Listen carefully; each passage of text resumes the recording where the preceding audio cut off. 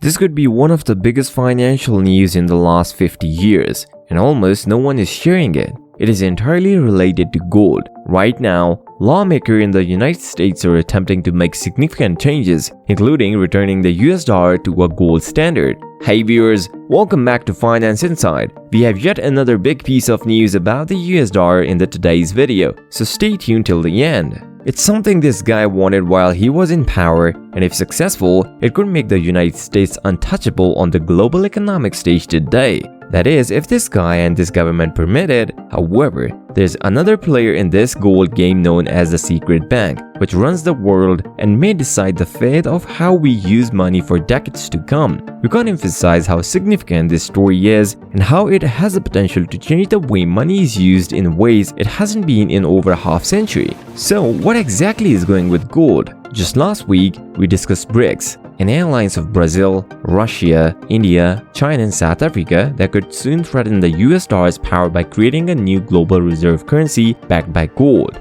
However, the United States recently announced a significant counter. The first steps may have been taken to reduce the weakening of the US dollar. Bill H.R. 9157, introduced by Republican Congress Alex Mooney, proposing returning the dollar to a gold standard, which means the US would need to own an equivalent amount of gold for every dollar in existence. This isn't some fringe theory. Prior to the 1970s, this is how the United States operated, as did many other countries around the world. However, in 1971, President Richard Nixon signed an order decoupling the US dollars from the gold standards, prompting all other countries to follow suit. Nobody was left with money that was linked to a gold standards in the end, with Switzerland being the last country to do so in 1999. If the United States changes its way, the value of the US dollar will rise significantly. One of the main reasons we are currently experiencing such high inflation is that government have the ability to print as much amount of money as they want, and each dollar printed devalues the rest of the ones already in circulation,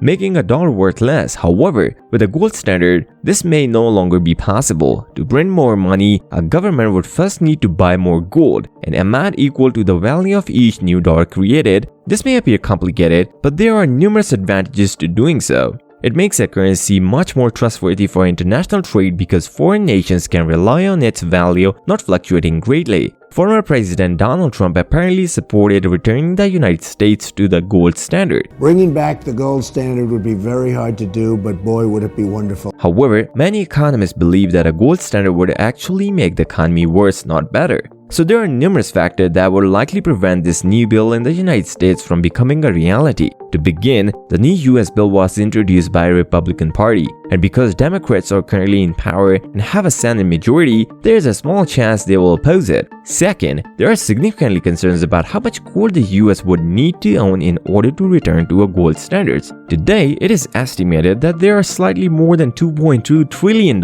in circulation, all of which must be backed by an equivalent amount of gold. However, even though the United States has the world's largest gold reserve, they are insufficient to cover this much amount of currency. The US Treasury reports that it currently holds approximately 250,000 ounces of gold. At today's prices, it is worth around $420 billion. Many people believe that the Treasury has much less because the last real audit of the US dollar reserves was done more than 60 years ago. Even if this figure is correct, the Treasury would need to own more than 5 times of the amount of the gold it currently has. Either that, or the price of the gold must rise to more than $9,000 per ounce, a far cry from the $1,650 per ounce. Basically, it appears that there is a lot working against the idea of the US dollar being relinked to gold. What are your thoughts? Do you believe we should return to the gold standard, or should we simply avoid it? Let us know in the comments. The interesting thing is that the US government isn't the only one who is refocusing on gold. According to a recent study, institutional investors are now investing up to 50% of their assets in alternatives, which includes a significant amount of gold. The United States' return to the gold standard is only the half of the story of the big money moves taking place around gold today, and it's the second half. We discussed last week how the BRICS nations increased their gold purchases over the last decade. However, the BRICS nations are not the only ones buying gold. It's pretty much everyone. Prior to the 2020 global health crisis, governments around the world went on a gold buying spree. In both 2018 and 2019, central banks added more than 650 tons of gold to their reserves, which is more gold than has been purchased in a single year in more than 50 years. So why are they purchasing so much gold? It most likely has everything to do with the Swiss bank you have never heard of. This is the Bank for International Settlements, abbreviated as BIS. It is the central bank for central banks and is headquartered in Basel, Switzerland. It is owned by the central banks of 63 countries worldwide, representing more than 95% of the world's total economy. And to say the BIS has a lot of power is an understatement. The BIS basically controls how your country's central bank does business, determining things like how much reserves banks around the world must keep. It also determines which assets are considered stable investments and which are not. It divides assets into 3 categories: Tier 1, Tier 2, and Tier 3. Tier 1 investments are the safest with the least amount of risk, while Tier 3 investments are the riskiest and should be avoided by banks. BIS decides how much of these assets a country's bank should own in order to comply with international rules, and until recently, the BIS only designated one asset class as risk-free Tier 1. That one thing was the all-powerful US dollar. However, the US dollar is no longer the only asset in the Tier 1 category. According to the BIS, there is a new addition, and it is gold.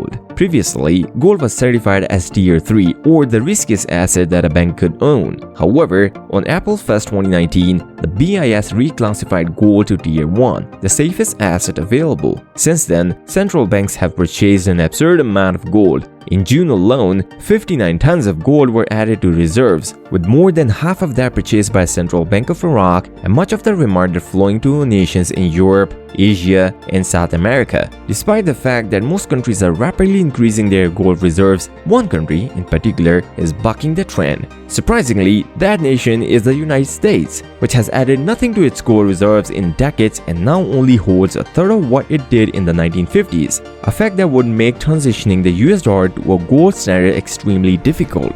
Basically, it appears that gold is on the risk again for the first time in most of our lifetimes. And while Joe Biden's government is still debating whether or not to reintroduce gold into its society, it appears that everyone else has made up their minds. And we believe that this is something that we should be all paying attention to. Humanity has regarded gold as the most stable and reliable form of money in existence for thousands of years. And despite the fact that we have moved away from it over the last 50 years, everything appears to be changing in a big way, with serious moves being made by investment firms, nations, and central banks to make gold a regular part of the world trade again.